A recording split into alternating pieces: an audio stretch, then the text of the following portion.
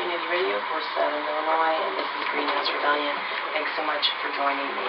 Okay, I have in the studio the first guest of the day, Steve Brant. Stephen Brant. Steve.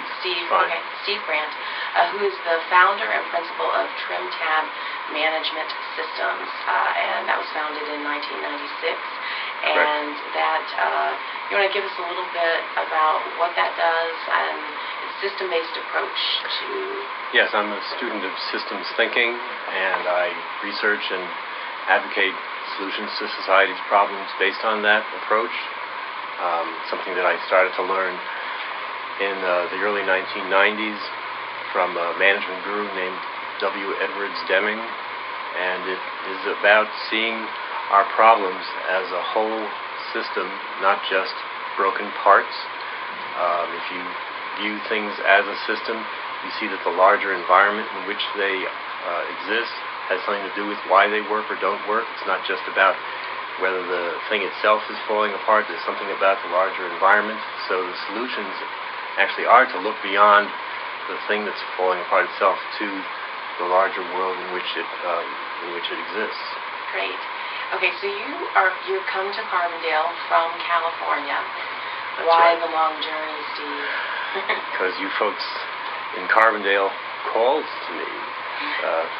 In a way, it's a spiritual connection because Buckminster Fuller taught here in the 1960s, and I was introduced to his work even before I was introduced to systems thinking back in 1979 when I was a civil engineer working at the Army Corps of Engineers.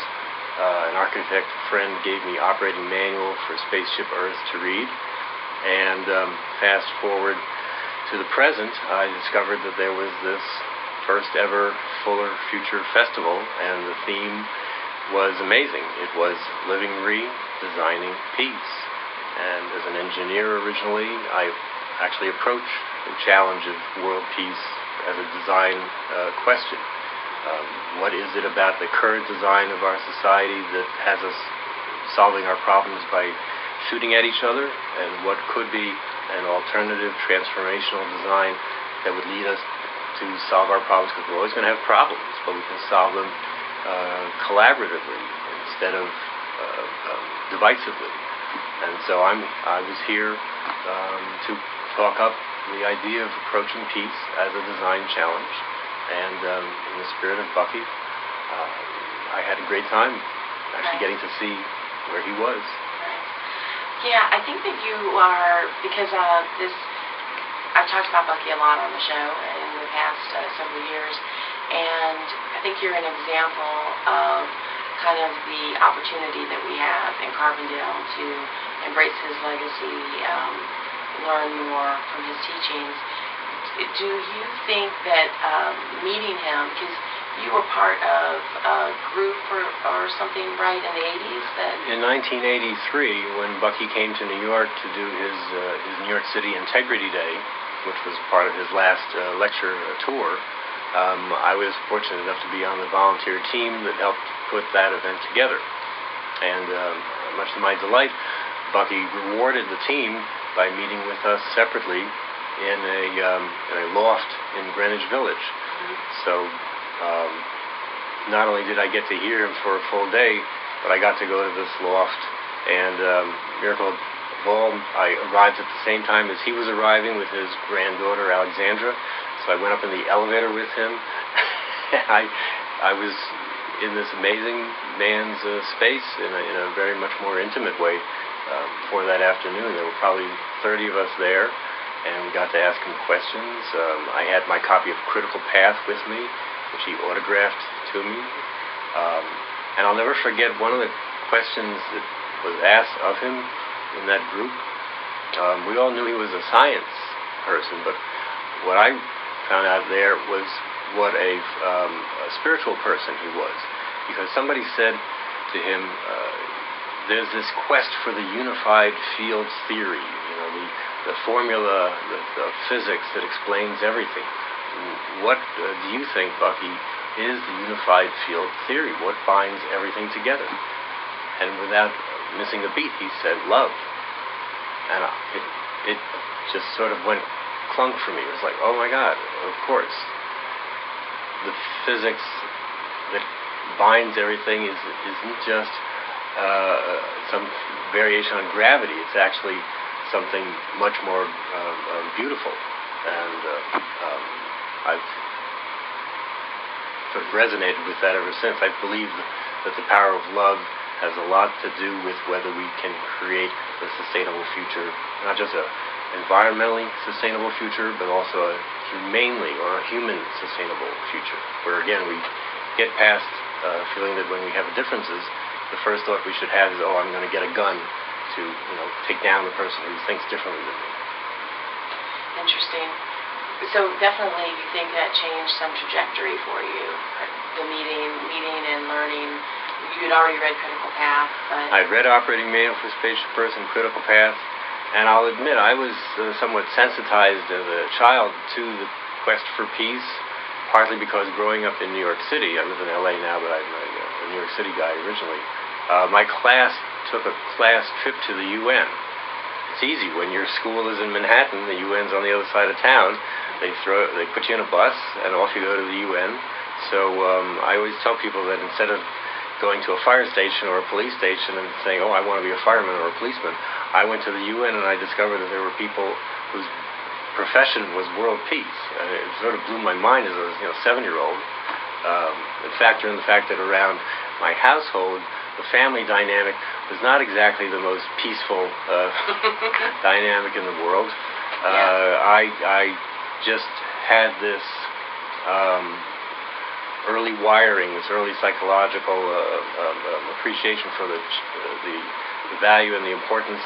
And so when, again, Bucky's work came around, across my path, it was like, oh yeah, this is for me. Nice.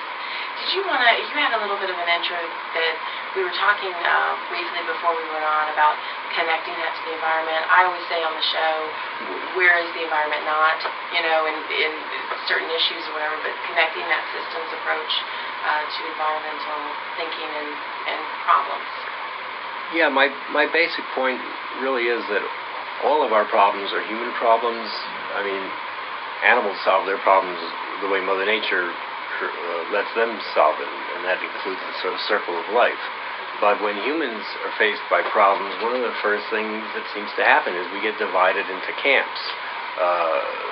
Groups that think the problem is important, groups that think the problem is not important, groups that think the problem can't be solved, groups that think the problem can be solved, or the solutions are different. And so even though environmentally we face something very physical, is the Earth going to get so warm that our lives are going to be, that our existence is going to be at risk, that physical challenge is part of a human social system dynamic that is either going to, or is influenced by that dynamic. The potential for us to get out of this mess is a direct result of whether this human social system dynamic matures to a point where we really do let the real, honest, science-based solution rise up and be implemented. Because in our current reality, we actually have people with influence who do not deny the value of science. And as a civil engineer, I've always known that there were people who didn't believe in science. Like, there are still people who don't think we ever got to the moon. Mm-hmm. But to see that they now have as much influence as they have, that is shocking to me. So this process of helping society mature to the point where we can see what opinions really have potential value and what are just, to be tolerated, I think is part of the process we should be going through.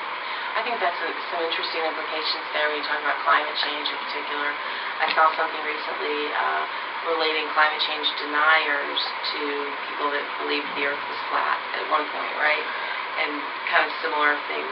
I wanted to get back to the festival. Sure. And some of your contribution to it. I was lucky enough to see the programs, and I'm thinking that you had an interesting, you localized your presentation to some extent. I did. And I'm interested in two different kind of trajectories here. One is as an outsider coming in who, has embraced Bucky and has really lived with some of those values and, manifested some of those, based on those values, some of those things in your life, what you think, what your interpretation is of kind of where Carbondale's at or your experience. So that, and then another one going toward the future. And so first, though, just kind of your experience and what your thoughts are.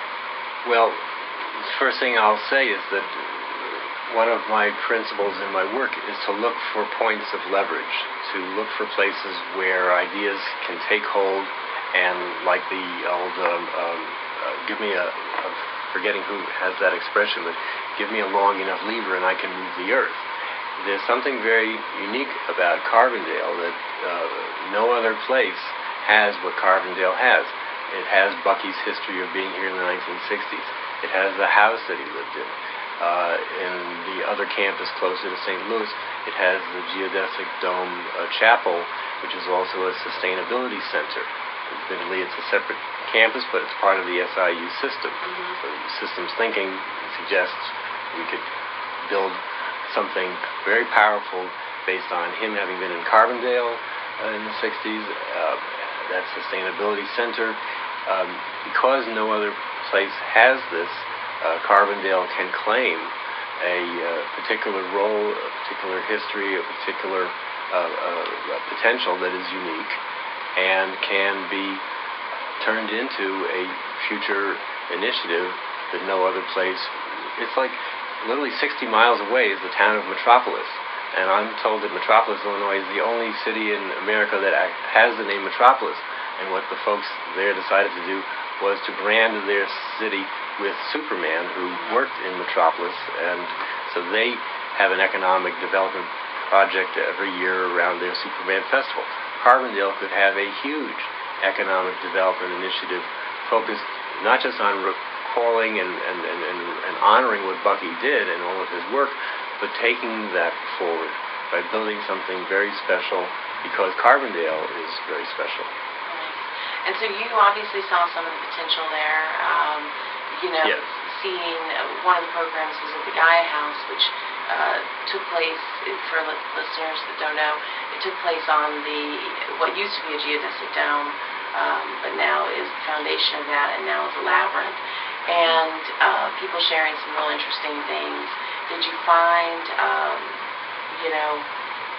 interesting stories from Carbondale in that way, or did you think, in general, people are receptive to that idea? Well, as you mentioned that, I'm reminded that there was something about that space historically that had helped people overcome their kind of depression and even addiction, and even suicidal thoughts.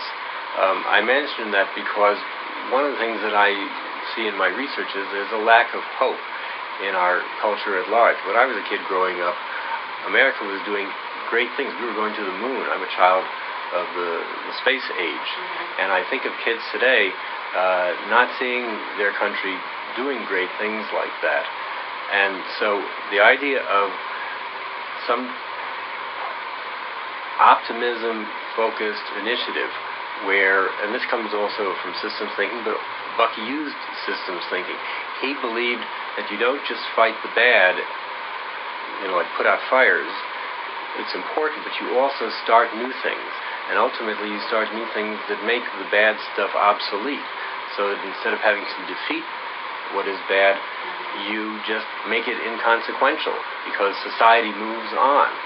And so Carbondale could use those principles and the specific history of the kind of, again, saving people from depression and saving people from feeling that there's no hope.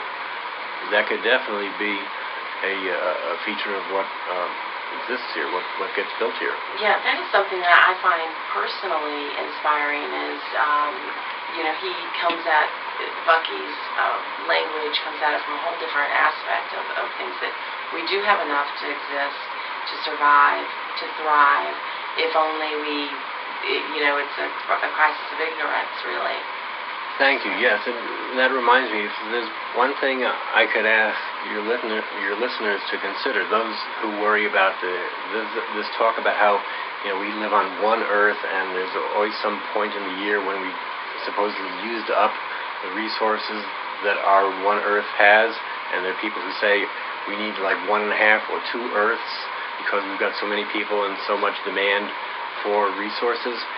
Well, that's not a systems thinking view of our problem. And are we going to get another one?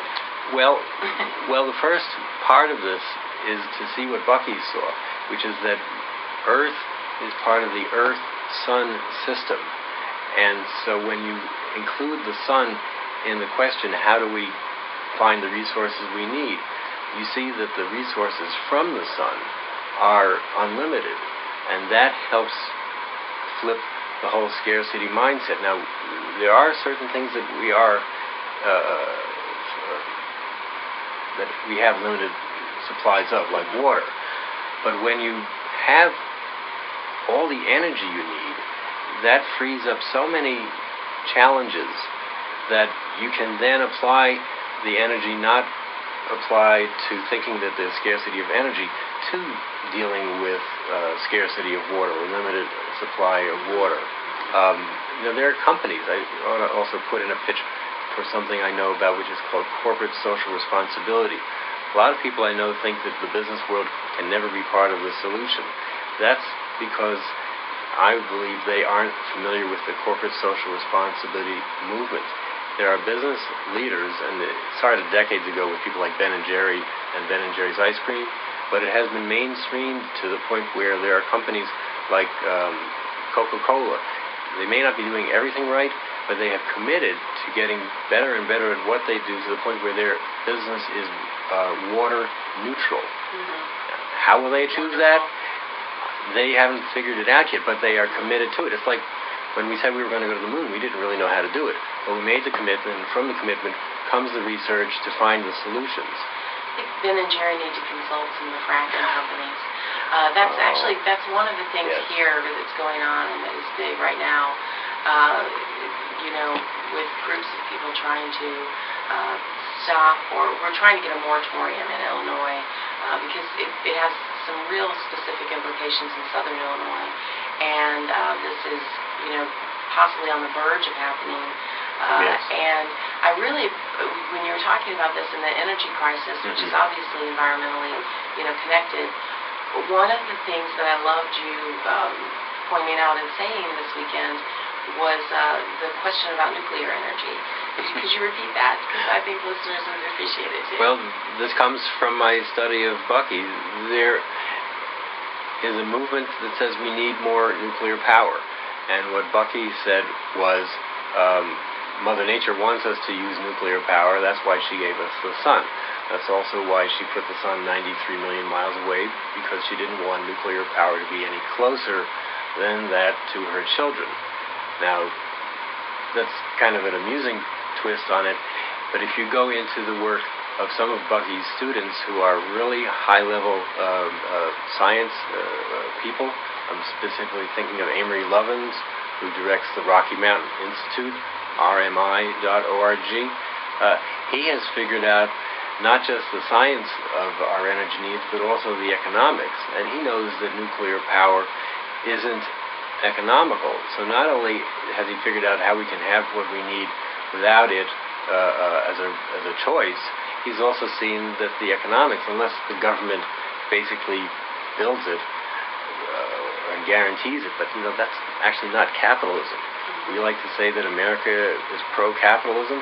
Well, if the government is basically saying you can build a nuclear power plant and we will insure you against the risk, that's not capitalism. So we shouldn't have a government that does things like that.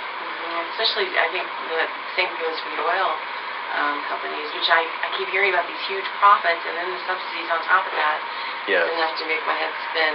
Well, we have it's a paradox. I mean, America is paradoxical. We say in truth and justice, and Superman stood for truth, justice, and the American way, and we have the principles in the Constitution. But then there are times when we don't live according to those principles. Now, of course, we are humans, so humans make mistakes. But I wish that there was a kind of a cultural conversation around acknowledging when we aren't doing what we say we want to do, so that we can put the challenge of living according to our principles on the table in a blame-free environment. This also comes from systems thinking. We can acknowledge that we've made mistakes when we see the mistakes as opportunities to learn. One of the most amazing things Dr. Deming taught me when I got into the management world was the principle of organizational learning, which I translate into what I call cultural learning, that we see where we have made mistakes because they are opportunities for us to get wiser. It's okay not to be perfect. It's okay to be a learning culture, learning human beings. It's a wonderful way to think, because you don't beat yourself up when you've messed up. Right. It's all part of being human. Which is always one of the better things too about Bucky and Bucky's, even life stands as an example for that, right? Bucky had this housing compulsion, wonderful desire to help people live better, and he kept revising his home design. He didn't just see one way to build a house and say that's the only way I can ever champion better housing. He kept refining it. He kept learning from his mistakes. So Bucky is a great example in that respect as well. That's great. All right, if you're just tuning in, we are talking with Steve Brant, who is the founder and principal of Trimtab Management Systems.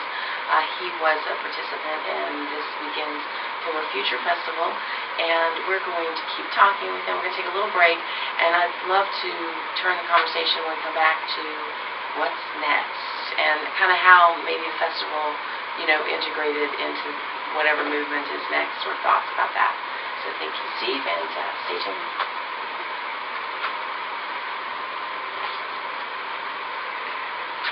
Little Joni Mitchell, California. Okay, for Steve from California. Hey. Hey. So we were talking some good conversation there about Bucky's influence and systems approach, possibly, to environmental problems, especially.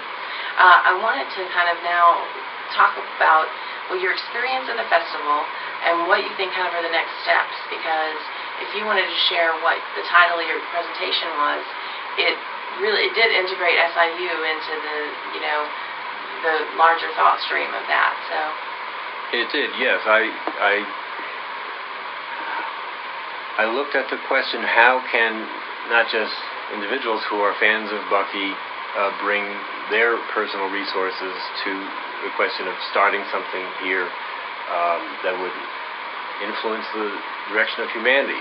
Again, influence it not just to solve its environmental problems, but to solve its essentially human relations problems, human relations on a global scale. We are one human family, and healthy families solve their differences without, trying to strangle each other.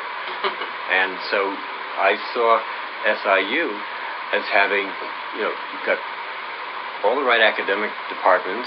You've got everything from engineering to arts, and I actually met a professor here who is teaching entertainment, television and motion picture, and what SIU could have is a unique, not just a think tank, but like a think and do tank. That's a phrase I got from Amy Lovins, actually, on the question of solving our problems systemically, as Bucky did, in service of his vision, which isn't his alone, of a world of peace and prosperity for all.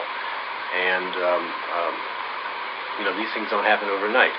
This first festival was a great beginning. I could see it building. I met Doug Jacobs, who wrote the play, the Buckminster Fuller, The History and Mystery of the Universe. And so there's an educational but also entertainment property there that, if brought here, could attract people, because they would get to not just learn about Bucky in the intellectual workshops, but they would get to learn about him in this wonderful experiential way of seeing Bucky brought to life. So I'm very hopeful. If people can plan this vision in what I call a healthy organizational learning framework, where you don't have to have all the answers right away. In fact, even in the engineering world, where we used to design buildings through a series of conferences. At the first conference, you would only get maybe 10% of the way to the final design. At the next conference, you'd get maybe 35% of the way. So you do it in steps. It's not an instant pudding approach. It's a long-term strategic approach where people learn from each other. And I do think that was one of the things that I feel like the festival is successful in generating what's next kind of question, because there was a lot of conversation about, well, next year we could do this, and also conversations that came out of that about bringing the play to Carbondale, and to SIU, so that we can entertain and educate people on what they are a part of. I also think SIU Carbondale has the potential of bringing name people, marquee names. The person who comes to mind is Al Gore, and that's because I've got his new book, which is called The Future, and in the opening chapter of the book, he talks about how he met Bucky and brought Bucky to the U.S. Congress in the early 70s, and he acknowledges the excitement that he had. I actually saw Al at a book event in Los Angeles. So there's a potential to outreach to people like Al Gore to speak here. The power of a university inviting people is huge. You're dealing with a center for learning. You're not a for-profit organization that runs events. You're a center that feeds the minds of children. And that's the other thought I wanted to remember to mention. This initiative could offer the students of SIU hope. They might not see their government as going to the moon yet, again, or something similar, but they could see that their university wants them and society to be proactively, positive, optimistic way, inventing the future, not just responding to the fires which do have to be put out. I mean, we do have to stop energy production being focused in ways that are actually dangerous and damaging to the environment. We have to shift to renewables, but we also have to think in terms of other positive and constructive and optimistic strategies. And I think the students here would be delighted to know that their university was a key focal point for that kind of thinking. That's so great. I think too that it was somewhere around your presentation, but one of the a real interesting moment for me was when some students that came kind of expressed things that they hadn't learned. And I found too, in kind of a few more private moments with students that were part of the festival, that they were kind of shocked that this is that they didn't know necessarily what SIU, the history here, and that people have been talking about this for a long time. Do you know what I mean? Like I do. When you're 18, 20, 21, and this is kind of new to you, or however your experience is, that people, Bucky's time here was over 50 years ago, and this is all of these issues that he was grappling with have to do with sustainability, having a sustainable environment, and there was some shock on their part, really, that was going on here this long ago, and they didn't know about it. Yes. So kind of an interesting thing. Well, you remind me that even though I was already out of college, I was 24 when I discovered Bucky's work. It was such a revelation and so exciting. The idea that scarcity as a global mindset was actually not scientifically true. It's how we live, but abundance was available to us. I thought this should be on the front pages of every newspaper. I ran around telling my friends, why isn't the New York Times reporting the root cause of war, scarcity of resources is scientifically obsolete. We can feed, clothe, house, and educate everyone on the planet. All we have to do is reorganize ourselves around that scientific reality. It's like before the 1950s, people thought going into space was science fiction. But then the science caught up with the fantasy, and we got to where we really did know how to do it. We had to educate the public about that new option, but that's education. That's what SIU, for example, is supposed to be about, educating people about what's possible, even if it doesn't exist in our daily lives yet. The science is there. All we need now is the cultural and political will. So, thank you so much, for coming and sharing, and for coming to the festival, for making the trek from California. Geez. My pleasure. We have a little more time, and I just wanted to, maybe end on this idea of what's next for you, possibly, personally, and then also, integrating the festival into kind of any next steps, or for Carbondale or SIU, or wherever you want to go with that. What's next question? Well, thanks for asking. I mean, basically, I will be back in LA as of tonight, and I now have this conversation about SIU Carbondale to talk up as I look for people to support this communication option. This is the passion of my work, is to find ways to communicate with the public. And truly, before I came here, I had not thought that there was a university center for learning that could be tapped into to help create that public education initiative. And so I will now be telling people that we don't need to just find an entertainment mogul like today's Walt Disney. We can go to Carbondale and use the resources and the wonderful fact that it is a center for learning to help leverage this message out into the world through students, through university. And maybe we'll see you next year? Or before? Absolutely. Absolutely. All right, thank you. My pleasure. Steve Brant, the founder and principal of Trimtab Management Systems, who was part of the Solar Future Festival coming from California. So thanks for sharing that, and we'll look forward to any other news. I'll keep people informed on. I'll keep you in the loop. Okay, thank you. Stay tuned for music and more news.